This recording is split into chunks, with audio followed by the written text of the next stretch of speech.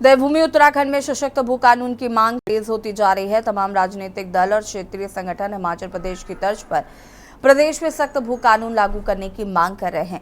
मूल निवास और भू कानून की मांग को लेकर सड़कों पर आ रही भीड़ ने चुनावी साल में सरकार की चिंता को बढ़ा दिया है और इसी चिंता के बीच मुख्यमंत्री धामी ने शासन के उच्च अधिकारियों की बैठक गैरसैंण में बुलाई। इस बैठक में 3 मुख्य विषयों पर चर्चा की गई। इसके तहत सख्त भू कानून के क्रियान्वयन और इसके प्रभाव के साथ ही राज्य में इसे लागू करने के साथ ही पहाड़ों से पलायन को रोकने के उपायों पर चर्चा की। आपको बता दें कि राज्य के मुख्यमंत्री पुष्कर सिंह धामी ने अगले बजट सत्र में सख्त भू कानून का बिल लाने की बात कही है। वहीं सीएम धामी का कहना है कि सरकारी जमीनों को कब्जा मुक्त कराने के साथ ही लैंड माफिया पर भी एक्शन सरकार का जारी रहेगा। वहीं इस बीच राज्य में सियासत शुरू हो गई है।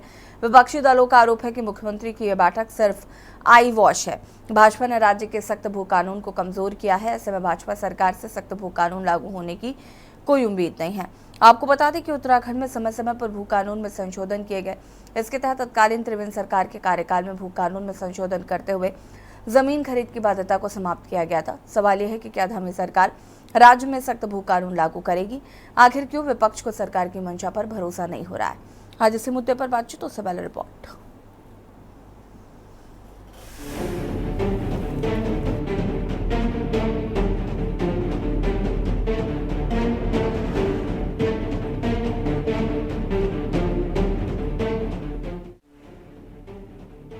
केदारनाथ उपचुनाव के बीच राज्य सरकार की मुश्किलें सख्त भू कानून और मूल निवास लागू करने की मांग ने बढ़ा दी है। इस मांग को लेकर प्रदेश भर में आंदोलन चल रहे हैं। इस आंदोलनों में लोगों की उमड़ रही भीड़ ने सरकार की चिंता को बढ़ा दिया है। राज्य के मुख्यमंत्री पुष्कर सिंह धामी कई बार प्रदेश की जनता को सख्त भू कानून और मूल निवास लागू करने का वादा कर चुके हैं। बावजूद इसके तमाम राजनीतिक दल और स्थानीय संगठनों की ओर से आंदोलन को किया जा रहा है। इस बीच मूल निवास भू कानून समन्वय संघर्ष समिति के संयोजक मोहित डिमरी ने सख्त मूल निवास और भू कानून लागू करने की मांग को लेकर भू हड़ताल की चेतावनी दी है। वहीं राज्य के मुख्यमंत्री पुष्कर सिंह धामी का कहना है कि सरकार अगले बजट सत्र में सख्त भू कानून का बिल लाने जा रही है। उसके लिए हमने पहले ही घोषणा कर दी है कि आगामी जो हमारा बजट सत्र होगा उस बजट सत्र में हम एक सशक्त भू कानून भी लाएंगे। हाँ, मैंने जिस दिन उन्होंने ये कहा, मैंने तत्काल उन्हें ये कहा कि भाई मैंने जनता को कहा कि ये ऊँट अब पहाड़ के नीचे आया है, लोगों की बात सुनने लगा है। लेकिन मुख्यमंत्री जी, मैं कल से देहरादून में हूँ तो मैं देख रहा हूँ कि सचिवालय से मेरे पास तमाम ये बातें हैं कि भाई मुख्यमंत्री जी ने 6 महीने पहले हलचल पैदा करके इस बारे में वो लोग जो इस प्रकार के व्यापार में सम्मिलित हैं, उनके लिए एक नई खिड़की खोल दी, एक नया रास्ता खोल दिया। तो सवाल यह है कि मुख्यमंत्री जी के पास ये मौका था कि मुख्यमंत्री जी इसमें ऑर्डिनेंस लाते, और गोपनीयता की शपथ इसीलिए दिलाई जाती है कि ऐसे मामलों में आप गोपनीयता के तौर पर काम करके अंजाम दे दें काम को, और ऑर्डिनेंस लाते। और उसके बाद जब विधेयक बनने का वक्त उन्होंने विधानसभा सत्र में कहा कि बजट सत्र में करेंगे, तब करते। लेकिन उन्होंने समय से पहले ये कह के एक नई बहस को जन्म दे दिया और राज्य के प्रति उनकी निष्ठा पर प्रश्न खड़ा होता है। मूल निवास भू कानून संघर्ष समिति की टीम लंबे समय से मजबूत भू कानून और मूल निवास 1950 को लेकर सड़कों पर संघर्ष कर रही है, और जनता की ही ताकत का दबाव है कि आज सरकार मूल निवास और भू कानून के मुद्दे पर लगातार मीटिंग करने जा रही है। तो हम सरकार से मांग कर रहे हैं, हम सरकार से कह रहे हैं, सबसे पहले 2018 के बाद भूमि कानूनों में जितने भी संशोधन हुए हैं, सरकार सबसे पहले उन्हें रद्द करें। और बाहरी राज्यों के लोग जो यहाँ पर 30 सालों से रह रहे हैं, उन्हें यहाँ पर सिर्फ 200 वर्ग मीटर, वो भी परिवार में सिर्फ एक व्यक्ति को ही आवास बनाने के लिए ज़मीन खरीदने की छूट दी जाए। आपको बता दें कि उत्तराखंड में पिछले लंबे समय से सशक्त भू कानून और मूल निवास की मांग की जा रही है। सरकार की ओर से पूर्व मुख्य सचिव सुभाष कुमार की अध्यक्षता में भू कानून के लिए एक कमेटी भी गठित की गई थी। इस गठित भू कानून समिति ने सितंबर 2022 में धामी सरकार को अपनी सिफारिशें सौंप दी थी, लेकिन शासन स्तर पर समिति की सिफारिशों पर कोई कार्रवाई नहीं हुई। वहीं उत्तराखंड में समय समय पर भू कानून को लेकर संशोधन किए गए हैं। इसके तहत तत्कालीन त्रिवेंद्र सरकार के कार्यकाल में भू कानून में संशोधन करते हुए जमीन खरीद की बाध्यता को समाप्त कर दिया जाता है, जिसको लेकर विपक्ष लगातार हमलावर है। वहीं कांग्रेस का आरोप है कि राज्य के सख्त भू कानून को कमजोर करने का काम भाजपा सरकार ने किया है। क्या होती है भू कानून को बैठक? आप ये जवाब दीजिए पहले मेरा। मैं 5 बार आपके साथ सामने प्रेस कॉन्फ्रेंस में पूछ चुका हूं कि नरेंद्र तिवारी का बनाया हुआ भू कानून किसने नष्ट भ्रष्ट किया, किसने लैंड की जो सीलिंग थी 12.5 एकड़ की खत्म करी। आप 7 साल से राज्य में, इस राज्य में उत्तराखंड के अंदर इन 7 सालों में कितनी जमीन की खरीद फरोख्त हुई, क्यों नहीं बताते? जांच बैठाएंगे, जांच करेंगे, जिलाधिकारियों से रिपोर्ट मांगेंगे। अरे भैया, भू कानून का सारा जो बेड़ा गर्क करने का काम किया है वो भारतीय जनता पार्टी की सरकार ने किया है। त्रिवेंद्र सिंह जी ने उसमें अग्नि लगाई थी और घी डालने का काम तीरथ सिंह जी ने और पुष्कर सिंह धामी जी ने किया। आई वॉश नहीं है तो क्या है, आप बताइए ना। केदारनाथ जी की शिला आप ले जाते हो, शिला ले जाकर के वहां पर आप मंदिर में स्थापना करते हो और उसके बाद मुकर जाते हो। आज भू कानून सारा एनडी तिवारी की सरकार के द्वारा बनाया गया भू कानून, उसको आपने नष्ट भ्रष्ट कर दिया और अब आप आंसू बहा रहे हो घड़ियाली। कांग्रेस पार्टी को तो यही नहीं पता भू कानून है क्या। अगर वो ये समझ पाते तो अपने समय में कुछ तो उदाहरण पेश करते कि हमने ये इस दिशा में ये काम किया था। तो उनको खुद डेफिनेशन नहीं मालूम, वो पहले खुद जान ले कि भू कानून क्या है, क्या उसमें संशोधन होने चाहिए, क्या हो रहे हैं और किस संदर्भ में हम अपने उत्तराखंड के मैंने जैसे पहले भी कहा कि हमारे जो अधिकार उत्तराखंड वासियों के हैं, उत्तराखंडियों के हैं, उनके संरक्षण के लिए क्या क्या कदम उठाए जाने चाहिए, हमारी सरकार बेहतर जानती है और उस दिशा में काम कर रही है। सबसे पहले तो मैं आपको बता दूं कि ये जो सख्त भू कानून और जो मूल निवास की जो लड़ाई है, ये उत्तराखंड क्रांति दल राज्य बनने से पहले से लड़ रही है। हालांकि इसमें तेजी तब आई है जब त्रिवेंद्र सरकार ने इसको बिल्कुल लचीला कर दिया था और ये कह दिया था कि जो उद्योगपति है यहाँ पर जो ज़मीन लेंगे, लेकिन वो जिस चीज़ के लिए ले रहे हैं 2 साल के अंदर अंदर उसको बनाना है। लेकिन ऐसा भी नहीं हुआ, वो इतना लचीला हो गया कि लोगों ने उस ज़मीन को दूसरी तरफ से उसका लैंड यूज कर रहे थे और उद्योगपति धीरे धीरे उत्तराखंड को हड़प रहे थे। अब जब चारों तरफ जो है सख्त भू कानून और मूल निवास की जो जंग छिड़ रही है, जो आंदोलन चल रहा है और जो बार बार हमारा उत्तराखंड क्रांति दल इस पे जो है आक्रोशित है, तब धामी सरकार ने आज आनन फानन में बैठक बुलाई है। कुल मिलाकर केदारनाथ उपचुनाव के बीच राज्य में एक बार फिर सशक्त भू कानून और मूल निवास के मुद्दे पर सियासत गरमा गई है। एक तरफ जहां सरकार सख्त भू कानून और मूल निवास लागू करने का दावा कर रही है, तो वहीं दूसरी ओर इसकी मांग प्रदेश भर में तेज होती जा रही है। इस बीच गैरसैंण में बुलाई गई बैठक के बाद भाजपा सख्त भू कानून लागू करने का दावा तो कर रही है, लेकिन विपक्षी दलों को सरकार के इस दावे पर भरोसा नहीं है। ऐसे में सवाल ये है कि क्या धामी सरकार राज्य में सशक्त भू कानून और मूल निवास 1950 लागू करने के लिए गंभीर है या नहीं। Uttarakhand desk report.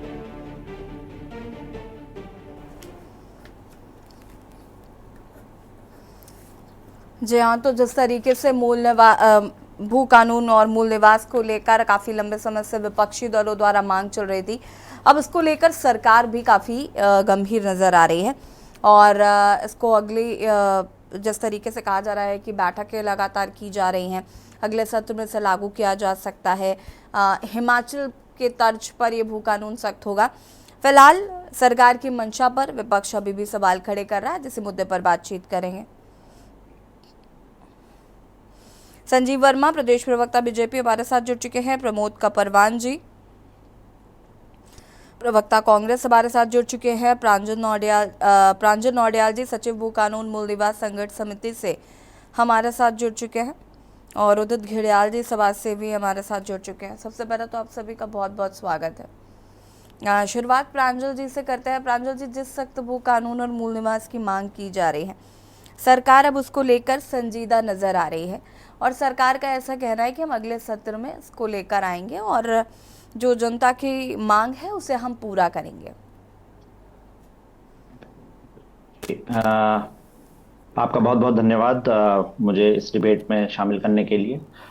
देखिए मैम, ये सरकार की संजीदगी तो इस बात से पता चलती है कि पिछले 24 सालों में दोनों राष्ट्रीय दलों ने यहाँ सरकारें बनाई और जमीनों के कानून मजबूत करने की बजाय लगातार कमजोर किए। इसी बात से पता चलता है कि वो कितने जो है संजीदा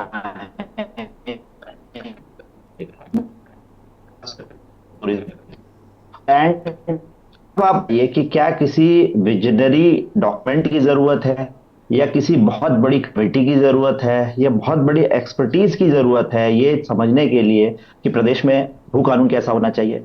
जमीन तो वैसे ही प्रदेश का विषय है और हम इतने सालों से हमने इतने विजनरी एक्ट देख लिए। हमने 1972 में हिमाचल में यशवंत सिंह परमार जी की अध्यक्षता में जब उन्होंने अपने यहाँ एक लैंड एक्ट वो लेके आए थे, Himachal Pradesh tenancy and land reform act, उसमें जो धारा 118 थी जिसमें उन्होंने कहा था कि केवल कृषक ही हिमाचल में जमीन ले सकता है और हिमाचल का ही कृषक होना चाहिए क्योंकि बाहर के किसी भी कृषक को अपने यहाँ मान्यता नहीं देते हैं।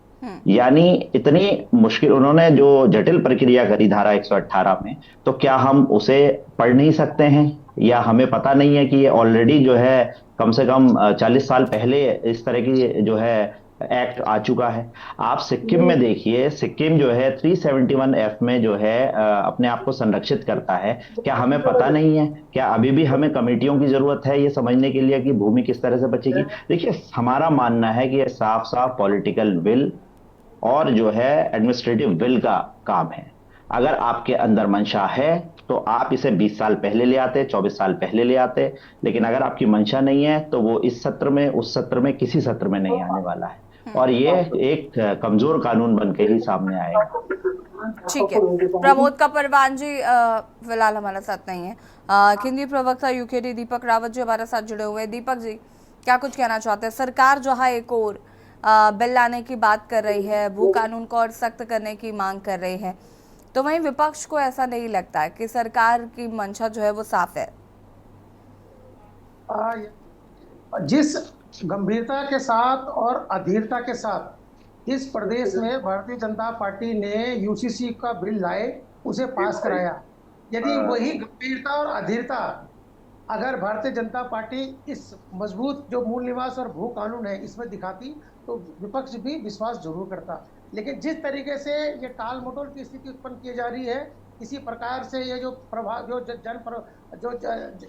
जनता का प्रभाव है वो जिस तरीके से अब पड़ रहा है सरकार के ऊपर, अब उनको लग रहा है कि तमाम विपक्षी दल और सामाजिक संगठन अब एक सुर में ये बात कर रहे हैं कि इस प्रदेश को अगर किसी तरीके से बचाया जा सकता है तो एक सख्त भू कानून और मूल निवास को बिना लाए नहीं किया जा सकता। तो अब इस तरीके की बातें की जा रही है, मीटिंग की जा रही है। अब आप देखिए, ये बहुत स्पष्ट है कि अगर आपको या तो आप कहिए कि 2018 में जो अमेंडमेंट किया था इनके पूर्व मुख्यमंत्री जी इन्हीं के भारतीय जनता पार्टी के थे त्रिवेंद्र सिंह रावत जी, आप उसे निरस्त कर रहे हैं।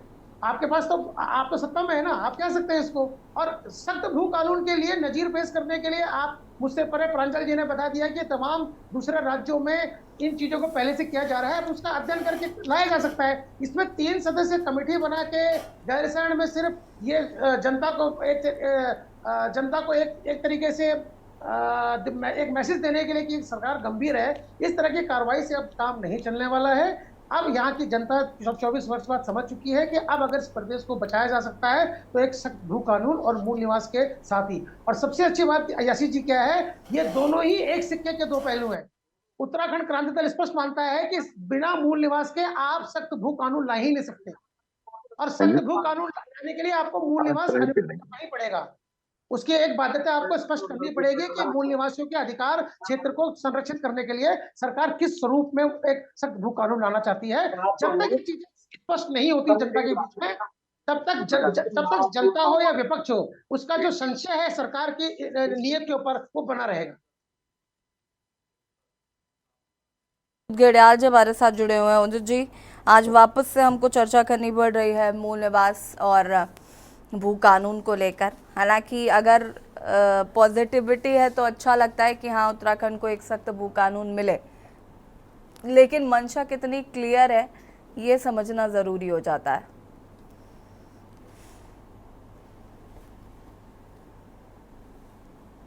अनम्यूट कीजिएगा।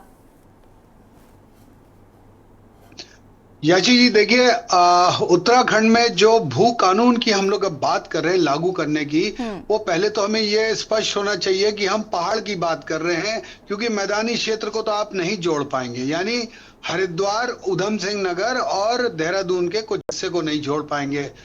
हिमाचल में जब कानून लगा था तो हिमाचल में कोई भी मैदानी क्षेत्र नहीं था, नॉन पहाड़ी क्षेत्र नहीं था। एक पंजाब का हिस्सा जरूर था वहां पर छोटा सा, लेकिन ज्यादातर 90 से ज्यादा परसेंट, 95-96% पहाड़ी इलाका था। हमारे यहाँ दिक्कत ये हुई है, नेताओं ने, इसमें सभी नेता दोषी हैं, इसमें हम लोग भी दोषी हैं, पढ़े लिखे जितने बुद्धिजीवी हैं जो एक उम्र पार कर चुके हैं, कि हम लोगों ने विरोध नहीं करा जब हरिद्वार और उधम सिंह नगर जुड़ गया था।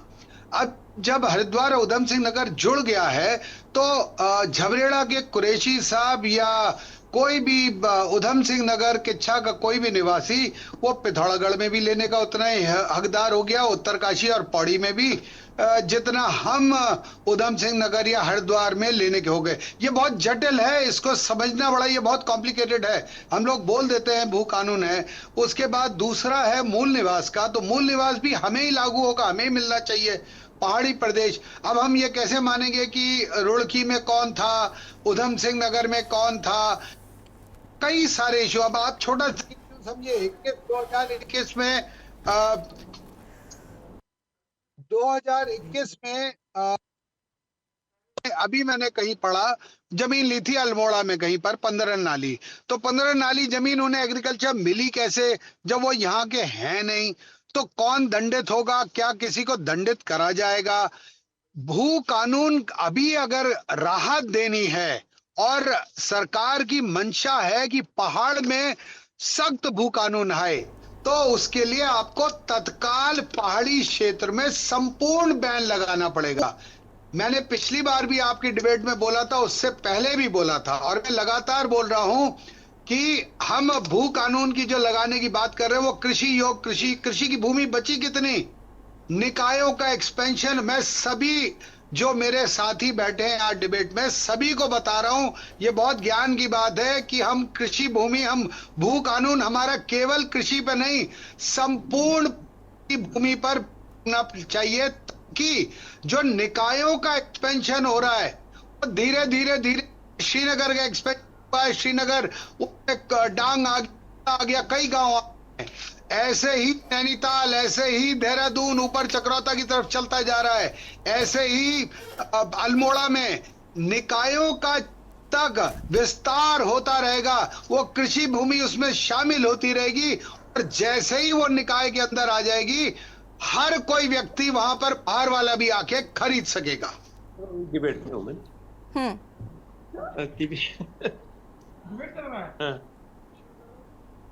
ठीक है, उदय जी वापस आएंगे। संजीव वर्मा जी, भू कानून को लेकर एक बार फिर से चर्चा छिड़ चुकी है, और हालांकि इस बार विपक्ष साफ तौर पर कह रहा है कि आपकी मंशा नहीं है कि आप भू कानून को लागू कर पाएं, और तमाम क्लॉज जो है वो उदित घड़ियाल जी बता रहे हैं कि किस तरीके की कमियां खामियां जो हैं वो देखने को मिलेंगी अगर आप भू कानून ले भी आते तो निकायों का विस्तारीकरण हो रहा है, इसको लेकर भी यहाँ पर उदित जी ने कई सवाल खड़े किए हैं।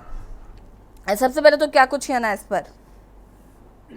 जैसे जी देखिए, सरकार की मंशा पूरी तरह से स्पष्ट है। हम एक मजबूत भू कानून यहाँ पर लाने जा रहे हैं, और माननीय मुख्यमंत्री पुष्कर सिंह धामी जी जिन्होंने आज 3 सदस्यीय के साथ एक महत्वपूर्ण बैठक गैरसैंण में आहूत की गई थी, और जिसमें भू कानून को लेकर जो भी अपना नजरिया है वो पूरी तरह से स्पष्ट किया है।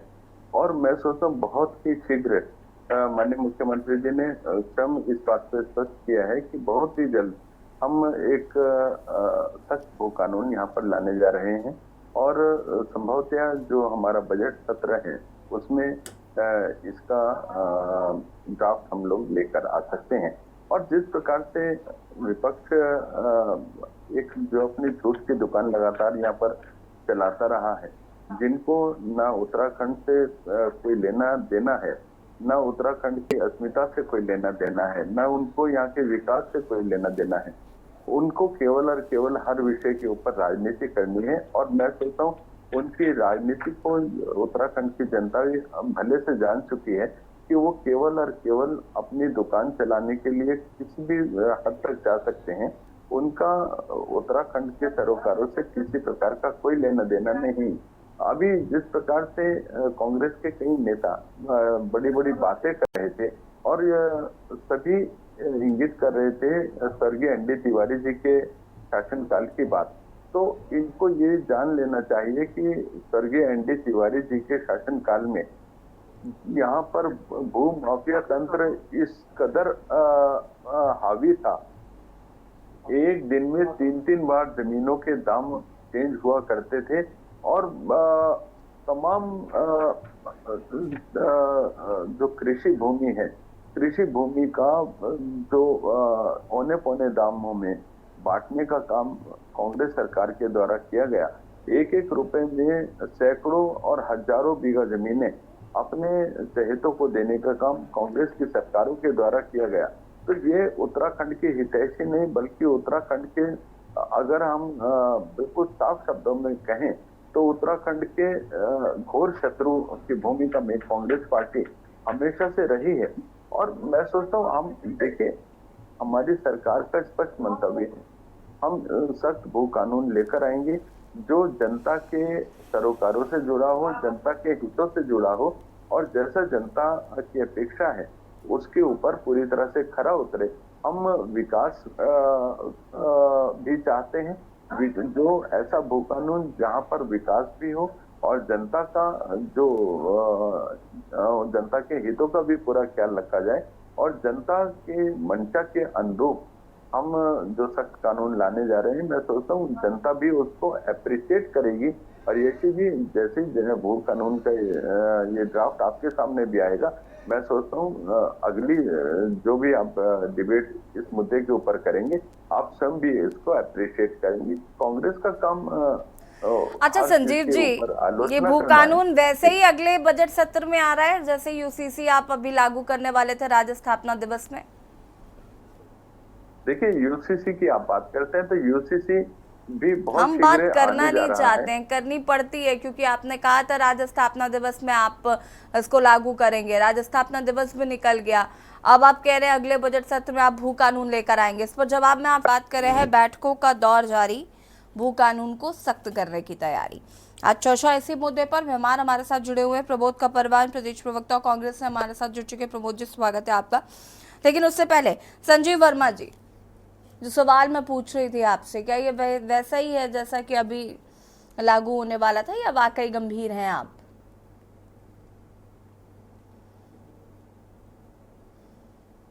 अनम्यूट कीजिएगा। देखिए भारतीय जनता पार्टी का मंतव्य पूरी तरह स्पष्ट होता है, हम जो बोलते हैं वो करते हैं। हम ग्राउंड जीरो पर और धरातल जो भी हम वायदा करते हैं उसको उतारने का काम भी हम स्वयं करते हैं। आपने जैसे बोला कि आपने यूसीसी के लिए बोला था, तो हम यूसीसी भी बहुत जल्द ही लागू करने जा रहे हैं।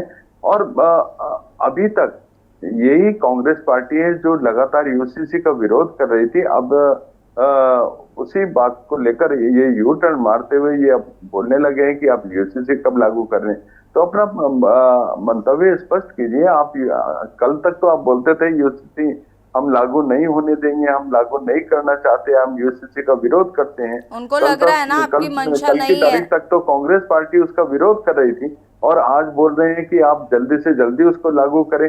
तो चटबी मेरी पटबी मेरी, ऐसा तो नहीं चलेगा। ठीक है प्रमोद कपरवान जी, लेकिन भारतीय जनता पार्टी ने पूरी तरह स्पष्ट किया है यूसीसी यहाँ की जनता की मांग है, उसके ऊपर हमको ठीक है प्रमोद कपरवान जी रुकिए। संजीव जी होल्ड ऑन संजीव जी रुक जाइए। यूसीसी लागू करने के लिए और उसको रुकिए जरा, लागू करने वाले बहुत ही जी। प्रमोद कपरवान जी, यहाँ पर जैसा कि अभी संजीव जी कह रहे हैं कि सरकार की मंशा बिल्कुल साफ है, विपक्ष के पास कोई काम नहीं है। सिर्फ विपक्ष अब कह रहा है कि आप भू कानून को सख्त कर नहीं पाएंगे, या विपक्ष डर रहा है कि अगर भू कानून को सख्त कर दिया तो सरकार को फायदा हो जाएगा। और प्लीज अपना फ्रेम भी ठीक कर लीजिएगा।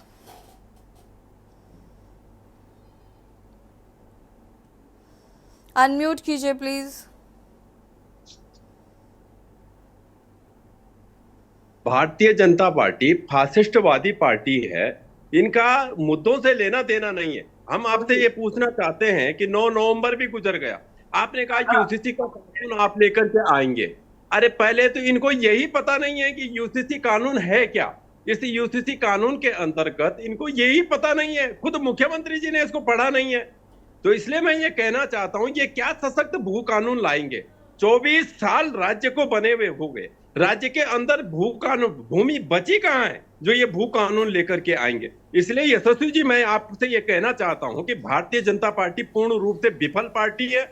ये पार्टी जुमलों की पार्टी है। ये यशस्वी जी, मैं आपको बताना चाहता हूं, ये झूठे लोग हैं और सिर्फ झूठे वादों और झूठे जो वादे ये करते हैं, लोगों को भ्रमाने का काम करते हैं। और इस झूठे वादों में इन्होंने 11 साल पूरे केंद्र ने काटे और 7 साल से धामी जी इस प्रदेश को बेवकूफ बनाने का काम कर रहे हैं।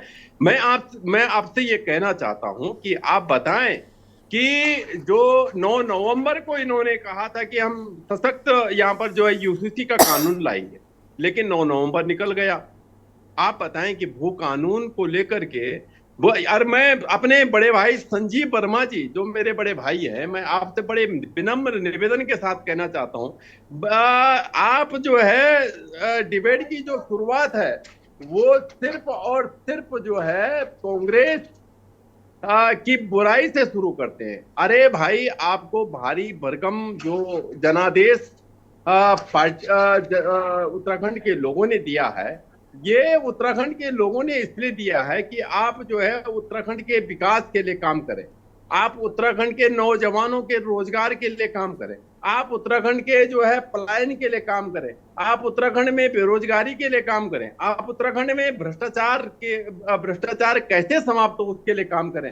लेकिन आप अपनी डिबेट की शुरुआत ही सिर्फ और सिर्फ जो है भ्रष्टाचार से, जो कांग्रेस की बुराई से करते हैं और कांग्रेस पे ही पूरी डिबेट को लेकर के चलते हैं। मैं आपसे ये पूछना चाहता हूं कि आखिर 9 नवंबर भी गुजर गया, यूसीसी का जो आधा अधूरा कानून है, जिसका कोई मतलब नहीं है, जिस यूसीसी कानून का कोई मतलब नहीं है, उसको भारतीय जनता पार्टी लागू नहीं करा पाई।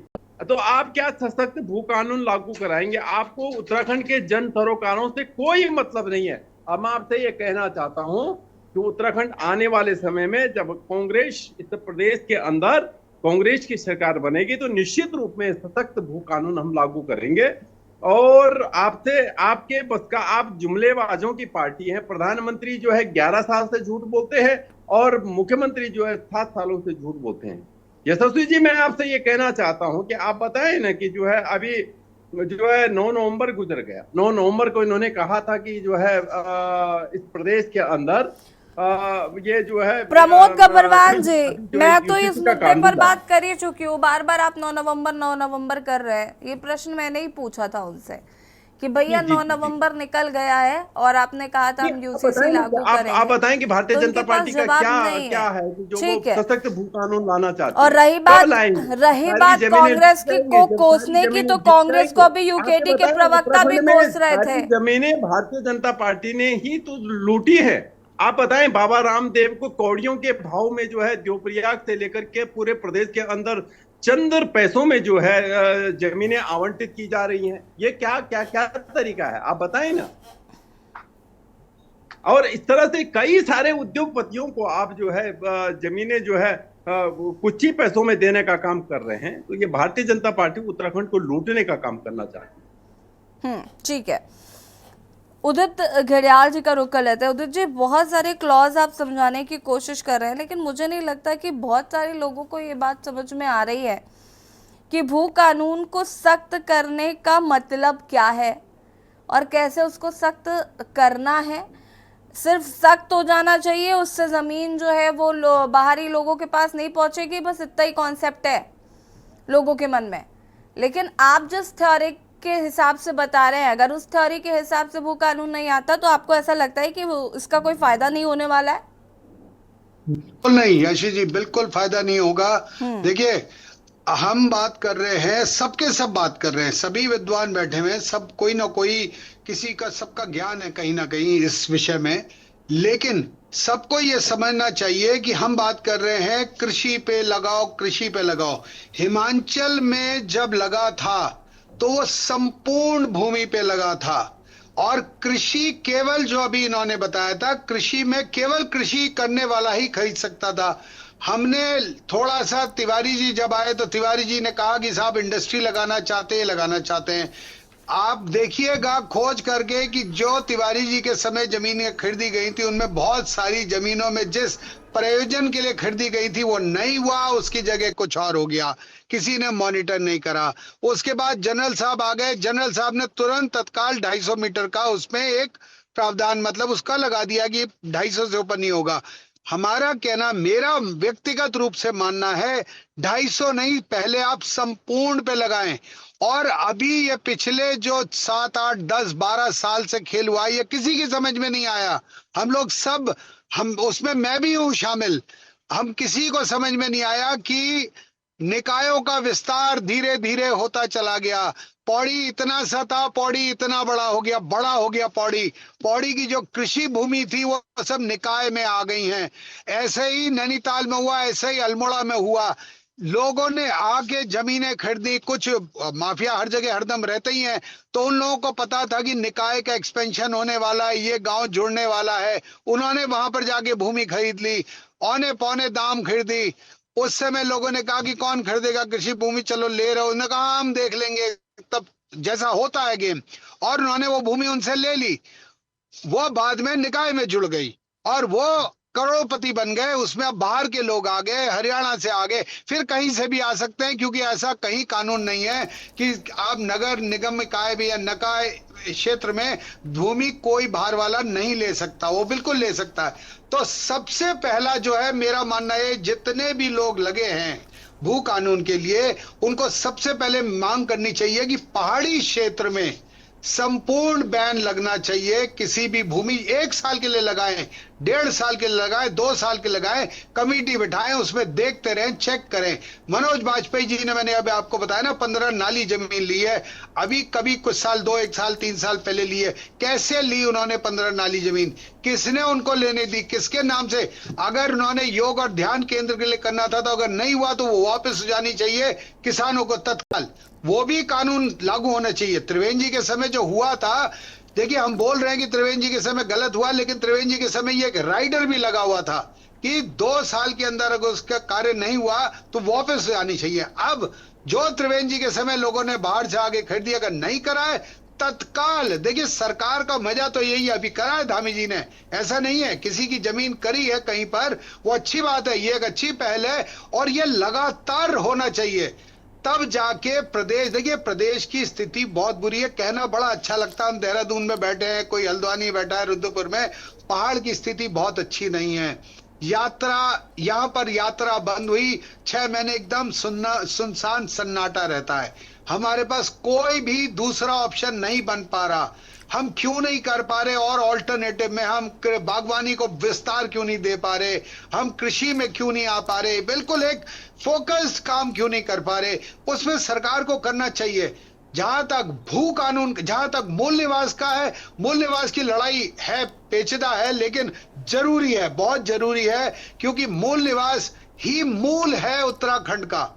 जिन मेरी माँ बहनों ने कुर्बानियां दी, भाइयों ने कुर्बानियां दी, जिन मेरे बड़े पिता तुल्य लोगों ने अपनी कुर्बानियां दी, आज हम उसके लिए मुंह ताक रहे हैं, हम एक दूसरे का मुंह देख रहे हैं, हम डिबेट कर रहे हैं कि हमारा क्या होना चाहिए। ये मांगा गया था जिस रूप के लिए प्रदेश, वो रूप नहीं मिल पा रहा है। तो भू कानून के लिए तो तत्काल होना चाहिए संपूर्ण पहाड़ पे बैन, क्योंकि देखिए मैं आपको बता चुका हूँ याची जी, प्रॉब्लम आएगी आगे कि क्या हम, देखिए आपने बहुत सारे क्लॉज बताए, और मुझे लगता है कि एक समाज सेवी होने के नाते आपने इसको बहुत डीपली स्टडी किया और आप इसको क्लियरली कह पा रहे हैं। लेकिन राजनीतिक दलों के लिए महज एक राजनीतिक मुद्दा है, और राजनीतिक मुद्दा जब हो गया तो आपको सिर्फ इतना पता है कि भू कानून को सख्त कर दो, सख्त कर दो, सख्त कर दो।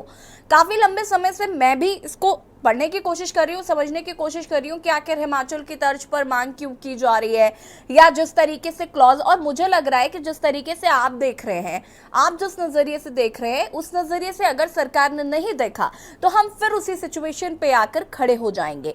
प्रांजल नौडियाल जी, अनम्यूट कीजिएगा पहले तो।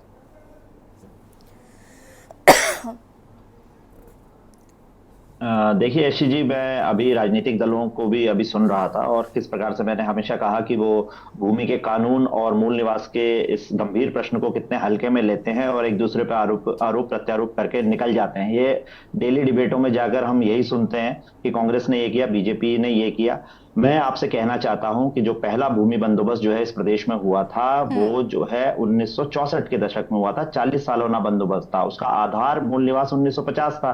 तो ये तो कोई बात ही नहीं है कि भूमि का जो आधार है वो मूल निवासियों के जो है वहां की नागरिकता, उस प्रदेश की नागरिकता पर आधारित होता है। 40 सालाना बंदोबस्त था, 2000-2004 के बीच में हो जाना चाहिए था। भूमि का वर्गीकरण हो जाना चाहिए था, कितनी भूमि किसकी है, वन की कितनी है, कमर्शियल कितनी है, प्राइवेट लैंड कितनी है और पड़ती भूमि कितनी है, ये सारी चीजें हमारे विमर्श में आ जानी चाहिए थी। 2000 में प्रदेश बना, कोई भूमि बंदोबस्त 2004 तक नहीं हुआ। उल्टा जो है फिर हमने बाद में देखा कि भूमि कानून किस तरह से लचर किए गए। आपने देखा कि कांग्रेस के टाइम पर 500 वर्ग मीटर की एक बाध्यता जरूर आई थी, लेकिन उन्होंने वो नगर निकाय विस्तार को लेकर जो चिंता अभी गलियाल जी भी कर रहे थे, वो एक गंभीर चिंतन था कि नगर निकायों का विस्तार क्यों हो रहा था। जब भी विस्तार होता है, नगर पालिका नगर निगम में जाती है, नगर पंचायतें नगर पालिका में आती हैं, तो भूमि के कानून अलग तरीके से लगते हैं और भूमि कोई भी आकर ले सकता है, कितनी भी भूमि ले सकता है, उस पर कोई रोक लगने का कोई भी, वो सारे लूप होल्स हमेशा छोड़ दिए गए खुली लूट के लिए।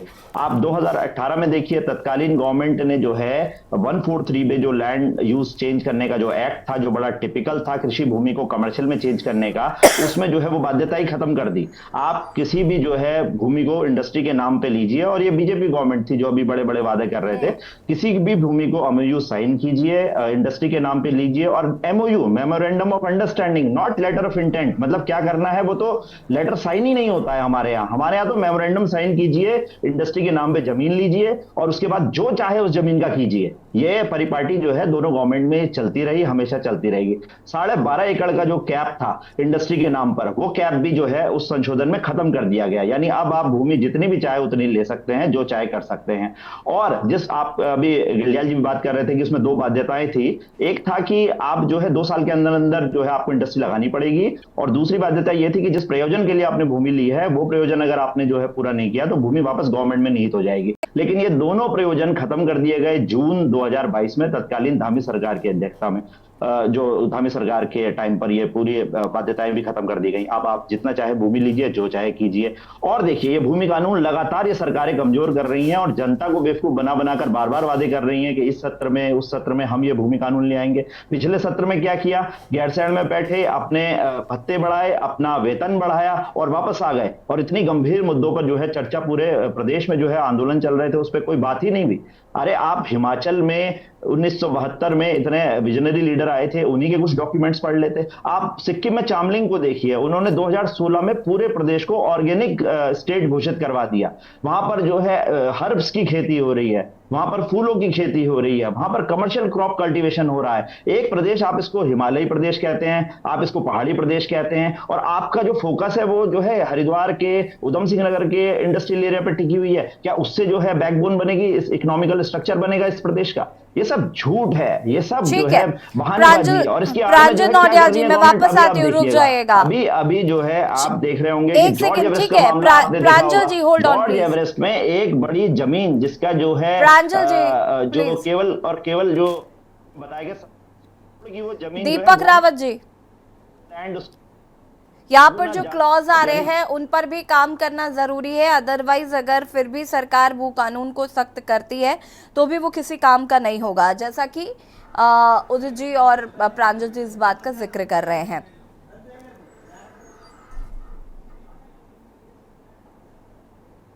दीपक जी, ये चीजें होती हैं कि आपने एक जमीन, जो इतनी महंगी जमीन जो आपने जो है ठीक है दीपक जी, अपनी बात तो रखिए। प्रांजल जी रुक जाइए। जमीन जो है आपने किसी कंपनी को दे दी है, 1 crore per month, 1 crore per year के इससे दे दिया। हेलो यासी जी, आपकी आवाज नहीं आ रही है। यासी जी, जी जी ये सवाल मुझसे था। हाँ जी। यासी जी देखिए, आपने पहले भी पूछा कि सरकार पे आप विपक्ष विश्वास क्यों नहीं कर रहा है। तो देखिए, मैं पहले भी आपके चैनल में बोल चुका हूँ। आज जब हम यहाँ 13 नवंबर को ये डिस्कशन कर रहे हैं, इन सब पैनल में सभी लोग को जानकारी दे दूं कि इस वर्ष के प्रथम दिन यानी 1 जनवरी 2024 को उत्तराखंड क्रांति दल ने एक दिन का अवकाश रखा था दीनदयाल उपाध्याय पार्क में, और इसी विषय में था कि भू कानून और सख्त भू कानून। तब तक कोई भी ना सामाजिक संगठन, ना कोई राष्ट्रीय दल, किसी भी प्रकार का कोई दल इस विचारधारा में नहीं था कि एक सख्त भू कानून चाहिए या किसी प्रकार के आंदोलन था। उसका नतीजा क्या निकला यासी जी कि 5 जनवरी उसी हफ्ते की, मतलब 1 तारीख को हम उपवास रखते हैं दीनदयाल उपाध्याय पार्क में, और 5 तारीख को खटीमा की रैली में हमारे यही मुख्यमंत्री जी पुष्कर सिंह धामी जी जनता के सामने कहते हैं कि यदि इस प्रदेश को कोई सख्त भू कानून और मूल निवास देगा तो भारतीय जनता पार्टी देगी। अब आप देखिए, इसी बीच कोई यूसीसी की बात नहीं थी। यूसीसी आया, यूसीसी का विधेयक भी आ गया, पास भी हो गया। दीपक जी, यूसीसी की बात कैसे नहीं थी? यूसीसी उनके मैनिफेस्टो में था भाई। यही तो वो डंके की चोट पे कह रहे हैं यूसीसी हमारे मैनिफेस्टो में था। आप कह रहे हैं यूसीसी की कोई बात ही नहीं है। यासी जी, जनता जो मांग रही है भारतीय जनता पार्टी वो नहीं, यही तो हम कह रहे हैं कि अब अगर आ गए हैं तो मैंने पहले कहा था, जितनी तत्परता से, गंभीरता के साथ और अधीरता के साथ भारतीय जनता पार्टी यूसीसी को लागू करा, उसी गंभीरता के साथ और अधीरता के साथ। और बीजेपी के प्रवक्ता अभी भी यही बात तो कह रहे हैं, बीजेपी के प्रवक्ता यही कह रहे हैं कि भाई आप यूसीसी के खिलाफ थे, अब आप ही सवाल पूछ रहे हैं कि यूसीसी लागू क्यों नहीं किया। यूसीसी लागू इसलिए नहीं किया क्योंकि स्थायी निवासी की जो परिभाषा है, जिसमें यहाँ के मूल निवास के लिए आंदोलन हो रहा है, सबसे ज्यादा प्रभाव जो होगा उन्हीं के अधिकारों में होगा। तो ये कैसे संभव है कि एक सरकार कहती है कि मूल निवास भी, और दूसरी तरफ वो यूसीसी में कहती है कि स्थायी निवासी की परिभाषा में 1 साल का। तो ये विरोधाभास भारतीय जनता पार्टी के जो शीर्ष नेतृत्व हो या मुख्यमंत्री हो, ठीक है। संजीव जी से जवाब ले लेते हैं इसका फटाफट। संजीव जी जवाब दीजिए। जैसी जी देखिए, जिस तरह से कांग्रेस सरकारों में भू कानून को पूरी तरह से लचीला बनाकर यहाँ पर भू माफियाओं को एक तरह से आमंत्रित और आकर्षित किया गया, और उत्तराखंड की तमाम जनता, तमाम जो जमीनें थी उसकी जो बंदर बांट करने का काम कांग्रेस की पूर्ववर्ती सरकारों में किया गया। जब हमारी माननीय पीसी खंडूरी जी की हमारी सरकार आई, हमने उसके ऊपर बंदिश करने का काम किया, उसके ऊपर लगाम लगाने का काम किया, और 250 वर्ग मीटर तक की एक फाउंडेशन हमने क्रिएट करी, और उससे बहुत हद तक जो हमारी कृषि भूमि है और नगर निगम से बाहर की जितनी जमीनें हैं उसको बचाने में हमारी सरकारें कामयाब रही। और अभी जिस तरह से माननीय मुख्यमंत्री श्री पुष्कर सिंह धामी जी के द्वारा यहाँ पर बाहर के जितने भी लोगों के द्वारा जो जमीनें परचेज की गई हैं उनके भी एक जांच बिठाई गई है। क्या किसी व्यक्ति के द्वारा जो 250 मीटर का जो एक हमने एक क्राइटेरिया फिक्स किया था, उसमें क्या एक परिवार के नाम पर 2-2, 3-3 व्यक्ति या एक से अधिक व्यक्ति ऐसा यदि किसी ने किया है या परचेज की है तो उनकी तमाम जमीनों को भी सरकार में निहित करने का काम आरंभ कर दिया गया है। और इस प्रकार की 200 से ज्यादा फाइलों पर इस समय काम चल रहा है। ऐसे बहुत सारे लोग जिन लोगों ने अधिक जमीन यहाँ पर सरकार से परमिशन लेकर परचेज करी और जिस प्रयोजन के लिए परचेज करी उसमें 2 साल का एक जो टेन्योर फिक्स किया गया कि आपको 2 साल के भीतर इसमें जो जिस प्रयोजन के लिए आप ले रहे हैं वो परियोजना आपको पूरी कंप्लीट करनी होगी। ऐसे जो भी व्यक्ति उनको पर संजीव जी, प्रांजल जी यही तो कह रहे हैं कि आपने उस बाध्यता को भी खत्म कर दिया, और अगर आपने उस बाध्यता को भी खत्म कर दिया तो अब कोई भी कितनी भी जमीन खरीद रहा है उसमें क्या कर रहा है कुछ आइडिया ही नहीं है। यशी जी गलत बोल रहे हैं, जो बोल रहे हैं वो गलत बोल रहे हैं। मैं आपको बता रहा हूँ, हमने कोई बाध्यता समाप्त नहीं करी है, बल्कि जो 250 मीटर वाला जो प्रावधान है वो आज भी लागू है। और उसको पूरी सख्ती के साथ यहाँ पर लागू किया गया है। हाँ, किसी और अगर लागू है तो जिन लोगों ने उन जमीनों का, जिस काम के लिए जमीन ली, अगर उसका उपयोग नहीं किया है तो उन पर कार्रवाई होनी चाहिए, उनसे जमीनें वापस लेनी चाहिए। यशी जी, मेरे को बोलने तो दीजिए प्लीज, मेरी रिक्वेस्ट है आपसे। मैं आप ही की बात का जवाब दे रहा हूँ। यशी जी देखिए, जिस व्यक्ति के द्वारा 250 मीटर से ज्यादा यदि किसी व्यक्ति के द्वारा होटल, हॉस्पिटल या शिक्षण संस्थाएं या उद्योग या किसी और प्रयोजन के लिए जो सरकार से जमीनें ली गई, उसके ऊपर एक बार लगाया गया है कि आपको 2 साल के अंदर अंदर इस परियोजना के ऊपर अपना काम करना है और इसको पूर्ण करने का भी काम करना है। और यदि ऐसे उसमें कोई भी व्यक्ति फेल रहता है तो उन तमाम जमीनों को सरकार में निहित करने का काम आरंभ कर दिया गया है।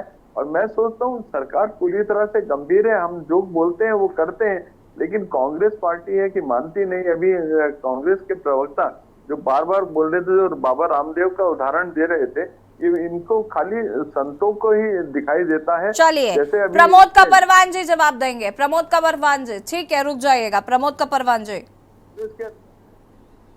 जो लगातार संतों, ठीक है संजीव जी रुकिएगा। प्रमोद कपरवान जी लगातार अपमान करने का काम कर रहे हैं। जब उनको संजीव जी रुक जाइए। प्रमोद कपरवान जी अपना वक्तव्य रखिए और फड़के जी रुक जाइए।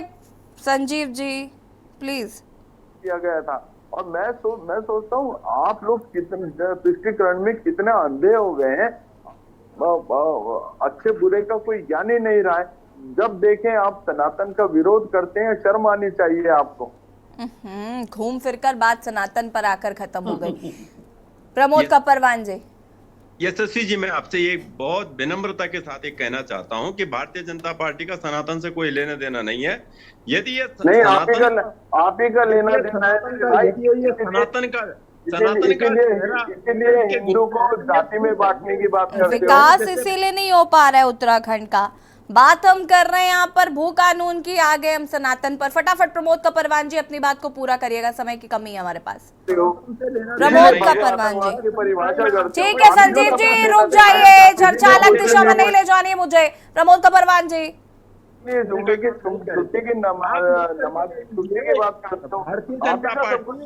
चलिए ठीक है, आपकी आवाज भी स्पष्ट है आ पा रही है। आप सभी का शुक्रिया चर्चा में शामिल होने के लिए।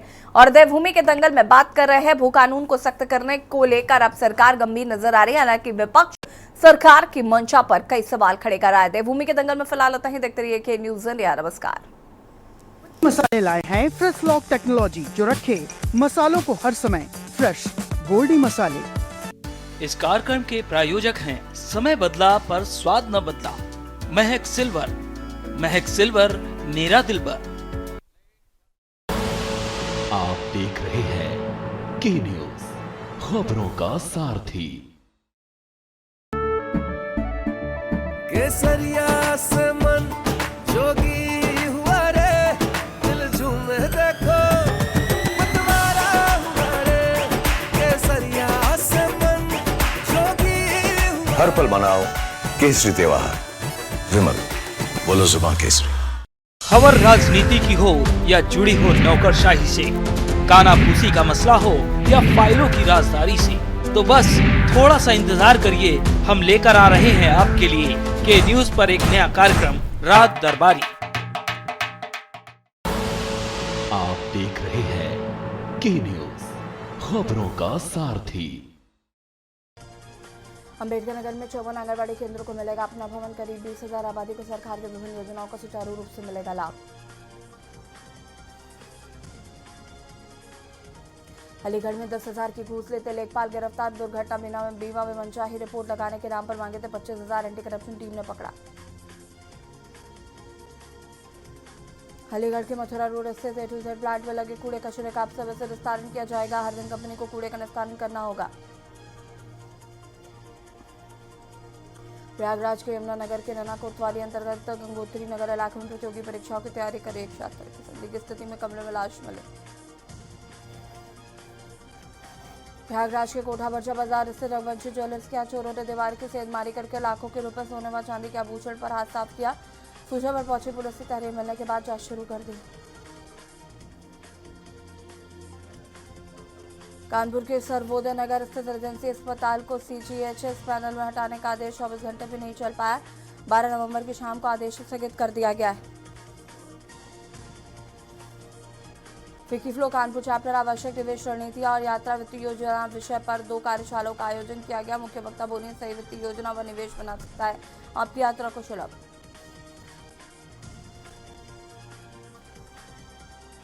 जिले में एक तरफ डीपीडीए खाद का संकट है, वहीं दूसरी तरफ ब्लॉकों में स्थित सहकारी समितियां डीएपी खाद बिक्री के नाम पर कालाबाजारी कर रही।